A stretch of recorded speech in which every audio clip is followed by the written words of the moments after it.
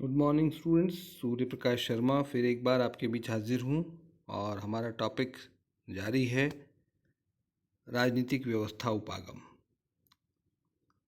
इसमें हम 2 पार्ट अब तक कर चुके हैं। इसके तीसरे पार्ट में आज हम डेविड ईस्टन के विचारों को समझने की कोशिश करेंगे। कुछ चीज़ें हम डेविड ईस्टन के अनुसार समझ चुके हैं, उनका दोहरान भी करेंगे और आगे की बात उसको समझने की कोशिश करेंगे हम। हाँ, तो आज हम बात करेंगे राजनीतिक व्यवस्था के प्रकारों की। अभी हम जनरल चर्चा कर रहे हैं जिसमें दोनों के विचार शामिल हो रहे हैं। अब तक जो हमने चर्चा की है वो बिल्कुल सामान्य चर्चा है, जिसमें हमने राजनीतिक व्यवस्था क्या होती है ये समझा, और राजनीतिक व्यवस्था क्या होती है इसके बारे में मोटी सी बात ये थी कि राजनीतिक व्यवस्था अंतःक्रियाओं का समुच्चय है जिनका संबंध समाज के लिए बाध्यकारी मूल्यों का निर्धारण करने से है। हर अंतःक्रिया नहीं आएगी राजनीतिक व्यवस्था में, केवल वो अंतःक्रियाएं शामिल होंगी जिनका संबंध समाज के लिए बाध्यकारी मूल्यों के निर्धारण से है। दोनों जो परिभाषाएं हैं, चाहे डेविड ईस्टन की ले लें चाहे आमंड की ले लें, दोनों में मुख्य रूप से बात यही है कि राजनीतिक व्यवस्था का संबंध अंतःक्रियाओं से है, और वो अंतःक्रियाएं ऐसी हैं जो समाज के लिए बाध्यकारी मूल्यों का निर्धारण करती हैं डेविड ईस्टन के अनुसार, या आमंड के अनुसार वैध भौतिक बल के प्रयोग पर आधारित होती है, से संबंधित होती है, और जो आंतरिक रूप से और बाहरी रूप से व्यवस्था में अनुकूलन और एकीकरण का काम करते हैं, ये आमंड ने कहा। तो बात कुल मिलाकर के दोनों परिभाषाओं में यही आती है। उसके बाद हमने व्यवस्था के पर्यावरण की बात की कि व्यवस्था का अपना एक पर्यावरण होता है, यानी व्यवस्था एक सीमा है जहाँ पर एक व्यवस्था खत्म होती है और अन्य प्रकार की व्यवस्थाएं शुरू होती हैं। डेविड ईस्टन ने इस पर्यावरण को 2 प्रकार का बताया, अंतरा सामाजिक और अंतर सामाजिक। दोनों में थोड़ा थोड़ा ही फर्क है, शब्द में देखिएगा आप। अंतरा सामाजिक यानी इंट्रा सोशल, यानी एक समाज के अंदर का वातावरण है। इसको यूं समझें कि जैसे एक घर है तो एक घर के विभिन्न कमरे हैं, तो एक घर के कमरा नंबर मान लीजिए 5 कमरे हैं और एक बीच में हॉल है, तो 5 कमरे जो हैं उस हॉल रूपी राजनीतिक व्यवस्था के पर्यावरण का निर्माण करते हैं, और जो आस पड़ोस के दूसरे घर हैं वो उस राजनीतिक व्यवस्था के बाहरी पर्यावरण का निर्माण करते हैं। ऐसा समझ लें हम इसको, तो चीज़ें आसानी से समझ में आ जाएंगी। ठोस चीज़ों को देख करके हम इसको समझना है, इसको व्यवस्था, क्योंकि ये विश्लेषणात्मक व्यवस्था है, ठोस तत्वों पर आधारित नहीं है। लेकिन उदाहरण के लिए हम ठोस तत्वों का प्रयोग करेंगे। प्रकारों की बात हम कर रहे हैं, तो प्रत्येक राजनीतिक व्यवस्था अपने आप को बनाए रखने के लिए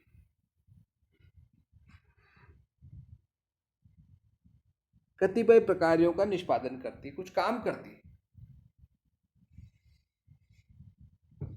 वरना व्यवस्था टूट जाएगी।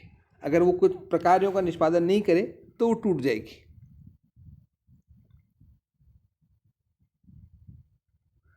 प्रत्येक व्यवस्था में मैंने आपको बताया कि पर्यावरण होता है, उस पर्यावरण से जो दबाव आते हैं, जिनको हम निवेश कर रहे हैं, मांगे कर रहे हैं, निवेश कर रहे हैं, उन निवेश या दबावों के प्रति अनुक्रिया करती है और नीति निर्माण करके उन दबावों को कम करने की कोशिश करती है। इन्हें निर्गत कह सकते हैं हम। तो इस प्रकार से ईस्टन ने और आमंड दोनों ने 2 प्रकार के प्रकारों की बात की है, निवेश प्रकार और निर्गत प्रकार। निवेश प्रकार क्या होते हैं? निवेश प्रकार वे प्रकार होते हैं जो पर्यावरण में उत्पन्न होकर व्यवस्था में प्रवेश करते हैं। निवेश प्रकार राजनीतिक व्यवस्था के अंदर नहीं होते, बल्कि राजनीतिक व्यवस्था के पर्यावरण में उत्पन्न होते हैं, फिर राजनीतिक व्यवस्था में प्रवेश करते हैं। इनकी तुलना हम कच्चे माल से कर सकते हैं। दूसरा बिंदु जो बता रहा हूं, इनकी तुलना हम कच्चे माल से कर सकते हैं। कच्चा माल जिसको मशीन में डाला जाता है। राजनीतिक व्यवस्था को एक हम मशीन मान लें तो ये जो निवेश है ये कच्चा माल की भूमिका में रहते हैं। मशीन में कच्चा माल डाला जाएगा और व्यवस्था जो है उस कच्चे माल के आधार पर तैयार माल तैयार करते हैं, प्रोसेसिंग करते हैं उसकी। जैसे मान लीजिए बिस्किट बनाने की मशीन है तो उसमें आप कच्चा माल आटा, घी, चीनी, पानी ये सब मिक्स करके डालेंगे उसमें, तो वो उसको बिस्कुट में बदल देता है। तो जो कच्चा माल था वो निवेश है, इनपुट है, और जो तैयार माल है बिस्किट के रूप में वो आउटपुट है, निर्गत है। ऐसे ही व्यवस्था में भी होता है। तो अब हम अपने निर्गत प्रकार की बात करते हैं। निर्गत प्रकार क्या होते हैं? ये परिष्कृत सामग्री के समान होते हैं। जैसे हमने बताया कि बिस्किट वो निर्गत है। नीतियाँ, नियम, निर्णय, शास्तियाँ यानी एक प्रकार के दंड कह लीजिए आप, सम्मान आदि जो है निर्गत प्रकारों की श्रेणी में आते हैं। इन सबको निर्गत कहा गया है। इस बात को अभी हम अगली स्लाइड्स में और अच्छे से समझ पाएंगे। अब हम डेविड ईस्टन का मत देखते हैं। देखिए, अब हम ये एक जनरल चर्चा की हमने, डेविड ईस्टन की बात करते हैं। राजनीतिक व्यवस्था के बारे में डेविड ईस्टन क्या कहते हैं। तो अब तक जो हमने पढ़ा है थोड़ा सा तो मैं उसको बताता हूँ, फिर इस स्लाइड पे भी आ जाएंगे। मैंने अब तक आपको बताया कि डेविड ईस्टन पहले व्यक्ति थे जिन्होंने राजनीति विज्ञान में व्यवस्था सिद्धांत का प्रयोग किया। उन्होंने 2 किताबें भी इससे संबंधित लिखी, फ्रेमवर्क फॉर पॉलिटिकल एनालिसिस और system analysis of political life. इसका जिक्र हम पहले कर चुके हैं फर्स्ट पार्ट में, पहले वीडियो में। वहाँ से आप नोट कर लें इन किताबों को, यहाँ पर ले आवें जब ईस्टन के बारे में पूछा जाए तो राजनीति विज्ञान में पहले व्यक्ति थे डेविड ईस्टन जिन्होंने व्यवस्था सिद्धांत का प्रयोग किया। फिर उन्होंने राजनीतिक व्यवस्था को परिभाषित किया। और क्या परिभाषा की कि राजनीतिक व्यवस्था उन अंतःक्रियाओं के समुच्चय को कहा जाता है जिनके द्वारा समाज के लिए आधिकारिक एवं बाध्यकारी मूल्यों का निर्धारण होता है। इसमें जो है 2-3 बातें आती हैं कि व्यवस्था अंतःक्रियाओं का समुच्चय है। दूसरी बात, ये समाज के लिए बाध्यकारी मूल्यों का निर्धारण करती है, आधिकारिक मूल्यों का निर्धारण करती है। और तीसरी बात कि ये मूल्य बाध्यकारी होते हैं, सबको मानना जरूरी होता है इनको। ये हमने देखा। उसके बाद डेविड ईस्टन ने राजनीतिक व्यवस्था के पर्यावरण की बात की। डेविड ईस्टन ने कहा कि हर राजनीतिक व्यवस्था का एक पर्यावरण होता है जो राजनीतिक व्यवस्था को प्रभावित करता है और राजनीतिक व्यवस्था उस पर्यावरण को प्रभावित करती है। पर्यावरण व्यवस्था पर दबाव डालता है, व्यवस्था उस पर्यावरण के से क्रिया प्रतिक्रिया करके अपने आप को बनाए रखती है और पर्यावरण को अपने अनुकूल बनाने की कोशिश करती है। पर्यावरण 2 प्रकार का बताया डेविड ईस्टन ने, अंतरासामाजिक और अंतरसामाजिक। अंतरासामाजिक माने एक सामाजिक व्यवस्था के अंतर्गत पाई जाने वाली अन्य व्यवस्थाएं उस समाज की राजनीतिक व्यवस्था का अंतरासामाजिक पर्यावरण है। जैसे राजनीतिक व्यवस्था का अंतरासामाजिक पर्यावरण में आएगा आर्थिक व्यवस्था, सांस्कृतिक व्यवस्था, सामाजिक व्यवस्था, धार्मिक व्यवस्था, ये सब उसका अंतरासामाजिक पर्यावरण है। अंतरसामाजिक पर्यावरण में दूसरी राजनीतिक व्यवस्थाएं तथा अंतर्राष्ट्रीय संरचनाएं, राजनीतिक संरचनाएं आदि आते हैं। ये उस व्यवस्था का बाहरी पर्यावरण है। तो ये पर्यावरण जो है व्यवस्था पर दबाव डालता है और व्यवस्था उस पर अनुक्रिया करके पर्यावरण को अपने अनुकूल बनाने की कोशिश करती है। यहाँ तक हम देख चुके हैं। अब मैं आपको बताना चाह रहा हूँ कि राजनीतिक व्यवस्था 2 प्रकारों का निष्पादन करती है डेविड ईस्टन के अनुसार। इनपुट और आउटपुट, इसको समझने की कोशिश करते हैं।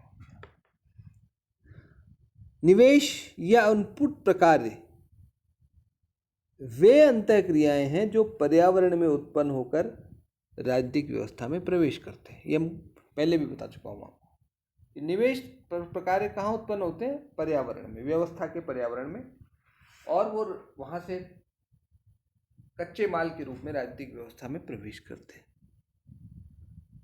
राजनीतिक व्यवस्था इन निवेश प्रकारों के प्रति अनुक्रिया करती है और इन्हें निर्गत या आउटपुट में रूपांतरित करती रहती है।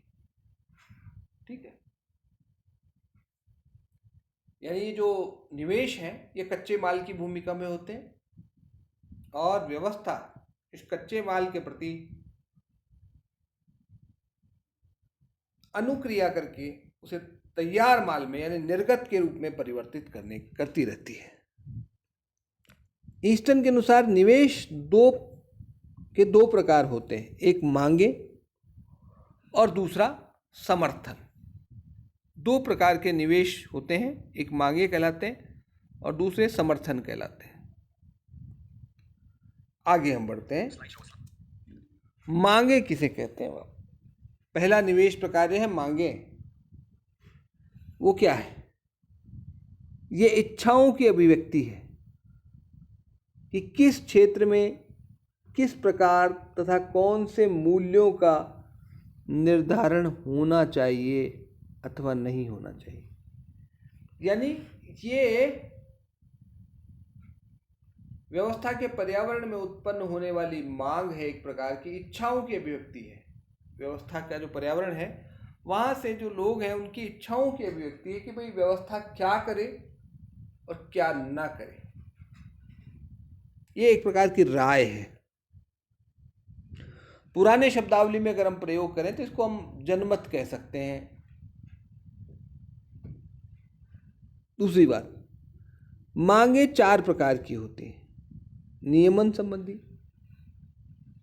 वितरण संबंधी, सहभागिता संबंधी और चौथा सूचना एवं संचार संबंधी। 4 प्रकार की मांगे होती हैं। नियमन संबंधी, जैसे मान लीजिए कई बार सरकार से हम उम्मीद करते हैं कि भाई इस क्षेत्र में सरकार नियम बनाए। जैसे एक उदाहरण देता हूं मैं आपको, आप में से बहुत सारे लोगों को पता है 2012 दिसंबर इसी महीने में एक बहुत दुखद घटना हुई थी दिल्ली में। निर्भया कांड हुआ था जिसको आप कहते हैं। चलती बस में एक छात्रा के साथ दुर्व्यवहार किया गया था, लैंगिक दुर्व्यवहार। उस घटना के बाद देश में एक आंदोलन हुआ जिसमें ये मांग की गई कि इस प्रकार की घटनाओं के लिए सख्त सजा दी जाए, प्राणदंड, और उसके लिए जो है और कठोर कानून बनाया जाए। यानी इस प्रकार के व्यवहार को नियमित करने के लिए, नियमन करने के लिए, लोगों के व्यवहार का नियमन करने के लिए, नियंत्रण करने के लिए कानून बनाना, ये कहलाता है नियमन संबंधी मांगे। दूसरा वितरण संबंधी। व्यवस्था बहुत चीजों का वितरण करती है समाज, जैसे लाभों का, पदों का, सम्मान का वितरण। तो ये वितरण किस प्रकार से हो? जैसे हम कहते हैं साहब हमारे क्षेत्र में अस्पताल खुलना चाहिए, कोई कहता है हमारे यहाँ कॉलेज बनना चाहिए। ये वितरण संबंधी मांगे हैं। सहभागिता, राजनीति में भाग, प्रशासन को प्रभावित कर सकने की क्षमता के लिए लोग मांग करते हैं कि हमें इसमें भागीदारी मिलनी चाहिए। और चौथी बात, सूचना प्राप्त करने के लिए। कई बार हम किसी विषय पर सूचना चाहते हैं व्यवस्था से, तो 4 प्रकार की मांगे हैं। व्यवस्था को इन मांगों को पूरा करना होता है, लेकिन व्यवस्था के पास आपको पता है कि संसाधन कम होते हैं। मांगे हमेशा ज़्यादा होती हैं, संसाधन कम होते हैं।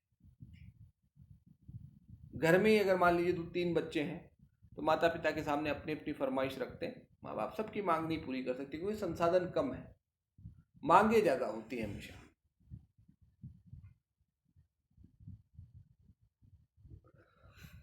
तो हर व्यवस्था को इन मांगों को कम करने की कोशिश करती है हर व्यवस्था। अगर मांगों की संख्या अधिक हो जाए तो और व्यवस्था के संसाधन कम हो तो मांग अतिभार की स्थिति बनती है, डिमांड स्ट्रेस की स्थिति बनती है। यानी व्यवस्था पर के सामने एक खतरा उपस्थित हो जाता है। जैसे अभी देखिए, किसान मांग कर रहे हैं, किसानों की मांगे आ रही है पर्यावरण से कि भाई ये 3 कृषि कानून खत्म करिए, एमएसपी जारी रखिए, और तमाम तरह की मांगे हैं उनकी। अब व्यवस्था की अपनी सीमा है, वो किस समय तक इस मांगों को पूरा कर पाती है। व्यवस्था के सामने अभी संकट खड़ा हुआ है, कानून व्यवस्था का संकट है और देश की साख का भी संकट है। बहुत बड़ा संकट है इस समय व्यवस्था के सामने। तो व्यवस्था क्या करती है, हमेशा इन मांगों को पूरा करने की कोशिश करती है, लेकिन जब मांगे ज़्यादा हो जाए, संसाधन कम पड़ जाए, तो डिमांड स्ट्रेस की स्थिति बन जाती है।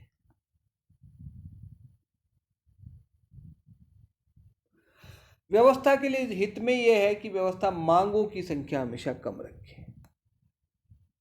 कैसे, क्या करना चाहिए इसके लिए? व्यवस्था को कई काम करने पड़ते हैं। कुछ मामलों में उसको मूल्यों का आधिकारिक निर्धारण करके मांगों को पूरा करती है। जैसे अभी किसानों की बहुत सारी मांगे, इनमें से कुछ मांगे सरकार मान लेगी, जैसे एमएसपी जारी रहे, मिनिमम सपोर्ट प्राइस की व्यवस्था जारी रहेगी। ये सरकार अभी भी कह रही है और फिर कहेगी।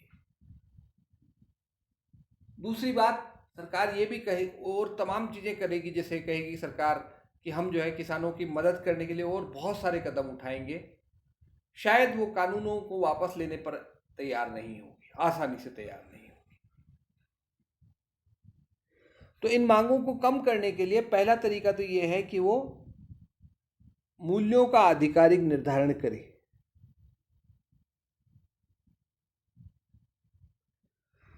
साथ ही मांगों को कम करने के लिए और भी कई तरीके अपनाने पड़ेंगे, जैसे द्वारपालों की व्यवस्था, गेट कीपर्स लगा देना। जैसे मान लीजिए कोई अधिकारी होता है, मंत्री होता है, अपने गेट पे ऊपर वो एक व्यक्ति को बिठा देता है, लोगों को प्रवेश करने से रोकता है। तो यह द्वारपालों से मतलब यह व्यक्तियों से नहीं है।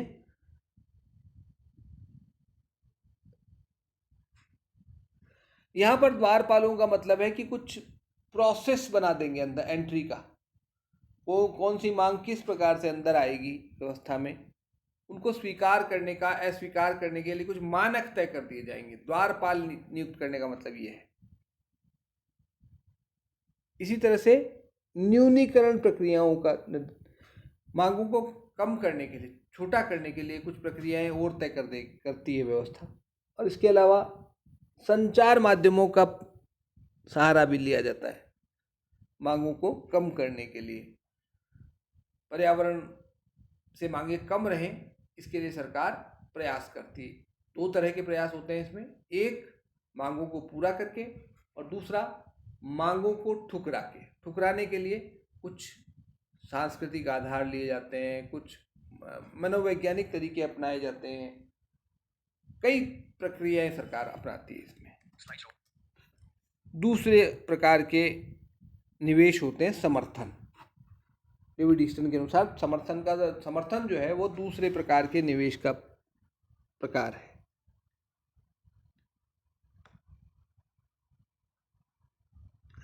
ये जो समर्थन होते हैं, ये व्यवस्था के लिए शक्ति की भूमिका निभाते हैं। मांगे जहां व्यवस्था पर दबाव डालती हैं, समर्थन उसको ताकत देते हैं और उसको मांगों को पूरा करने की सामर्थ्य उसमें उत्पन्न करते हैं। दूसरी बात, समर्थन व्यवस्था द्वारा मूल्यों के आधिकारिक निर्धारण तथा निर्धारण प्रक्रिया को स्वीकार करने की इच्छा की अभिव्यक्ति है। समर्थन का मतलब क्या है? समर्थन का मतलब है कि सरकार ने, व्यवस्था ने जो मूल्य निर्धारित किए, जो एक तरह से कानून बनाए, हम सरल भाषा में कहें तो, उनको समाज स्वीकार कर ले, हाँ भाई ये अच्छा कानून है, ठीक है। और कानून बनाने की जो प्रक्रिया है उसको भी स्वीकार कर ले कि हाँ ये भी ठीक है, जिस तरह से कानून बनाया गया है वो भी ठीक है, और जो कानून बनाया है वो भी ठीक है। व्यवस्था जो कर रही है वो ठीक कर रही है। अगर पर्यावरण में ऐसा विचार उत्पन्न होता है तो ये व्यवस्था के लिए बहुत काम आता है, व्यवस्था को शक्ति प्रदान करता है। समर्थन भी 4 प्रकार के होते हैं।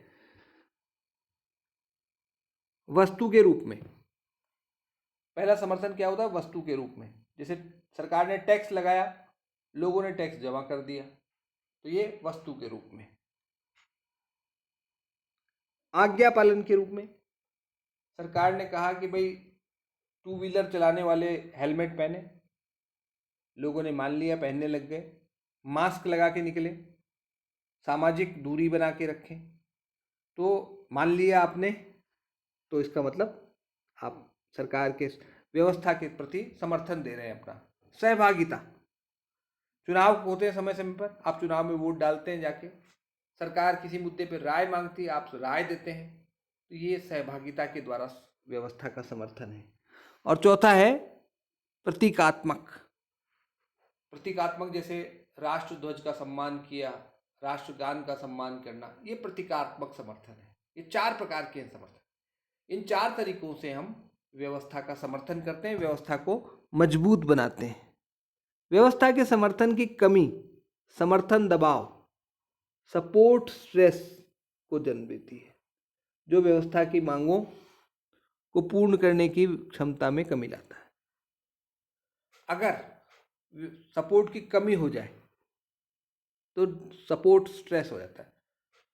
जैसे पिछले दिनों आपने देखा था, कोरोना काल में सरकार के पास टैक्स आना कम हो गया, सरकार के सामने संकट खड़ा हो गया। सरकार ने बहुत सारे रास्ते निकाले, कर्मचारियों की तनख्वाह बढ़ाने से मना कर दिया, भाई हम महंगाई भत्ता बंद कर देंगे, और तमाम खर्चे सरकार ने कम कर लिए अपने। तो ये सपोर्ट स्ट्रेस भी बड़ा खराब स्थिति है। डिमांड स्ट्रेस भी खराब है, सपोर्ट स्ट्रेस भी खराब है। ईस्टर्न ने समर्थन के 3 स्तर बताए। 3 स्तर मतलब 3 प्रकार, 3 पक्षों से संबंधित होता है, जैसे समुदाय के प्रति, व्यवस्था के प्रति और सत्ताधारियों के प्रति। 3 पक्षों से संबंधित होता है समर्थन। एक तो समुदाय के प्रति, यानी अपने साथी नागरिकों के प्रति। दूसरा व्यवस्था के प्रति, राजनीतिक व्यवस्था के प्रति, व्यवस्था ठीक चल रही है, व्यवस्था के प्रति अच्छी राय लोगों की। और तीसरा सत्ताधारियों, जो लोग बैठे हुए हैं व्यवस्था में, उनके प्रति। तो 3 आयाम है समर्थनों के।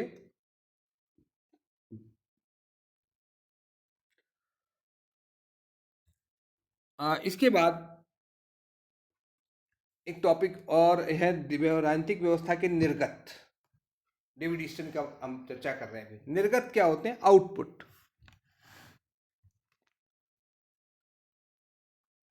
डेविड ईस्टन के मतानुसार व्यवस्था द्वारा मूल्यों का आधिकारिक वितरण किया जाना है, निर्गत है ये। इसको निर्गत प्रकार भी कहते हैं। मैंने बताया ना, व्यवस्था का काम क्या है? मूल्यों का आधिकारिक निर्धारण करना, नियम बनाना, कानून बनाना, ये जो है व्यवस्था का निर्गत प्रकार है।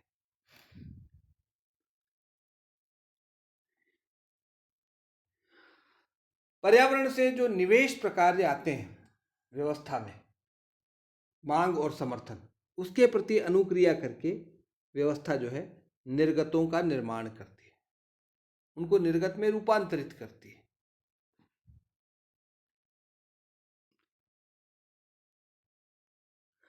व्यवस्था द्वारा आधिकारिक मूल्यों का निर्धारण तथा उनका बाध्यकारी कार्यान्वयन ही निर्गत है। मैंने बताया व्यवस्था क्या करती है? मूल्यों का आधिकारिक निर्धारण करती है और उनका बाध्यकारी क्रियान्वयन करती है। फिर यही क्या है? निर्गत है। यानी कानून बनाना और उसे लागू करना, सरल भाषा में इसको निर्गत कह रहे हैं। इसमें व्यवस्था द्वारा किए गए आधिकारिक निर्गत निर्णय, अधिनियम, नियम, नीतियां, सम्मान, पुरस्कार, दंड, प्रतिबंध, योजनाएं आदि सम्मिलित होते हैं। ये सब जो है निर्गत के ही रूप हैं। और अंतिम बात, ईस्टर्न के अनुसार निर्गत भी दो प्रकार के होते हैं, मांगों के रूपांतरण के परिणाम स्वरूप उत्पन्न निर्गत, यानी व्यवस्था ने जो मांगों पर को रूपांतरित करके निर्गत बनाए वो, और दूसरा सह निर्गत, यानी जो अपने आप बन जाते हैं, रूपांतरण प्रक्रिया के दौरान स्वतः उत्पन्न हो जाते हैं। कुछ चीजें तो हम बनाते हैं, कुछ स्वतः बन जाती है बिना हमारे प्रयास के, उनको कहते हैं सह निर्गत, सह उत्पाद भी कहते हैं, जिसके लिए हमने प्रयास नहीं किया लेकिन वो बन जाता है, उसमें प्रोसेस में आता है वो। तो यहाँ तक आज हमने देखा। अच्छा, मैंने स्लाइड चेंज नहीं किया आप लोगों का, ये स्लाइड मैंने आपको बताया अभी निर्गत प्रकारों के बारे में, डेविड ईस्टन ने क्या बताया है उसको मैंने आपको समझाया। कल नेक्स्ट जो वीडियो होगा हमारा, उसमें हम आमंड के विचारों को समझने की कोशिश करेंगे। फिलहाल यहीं तक, धन्यवाद।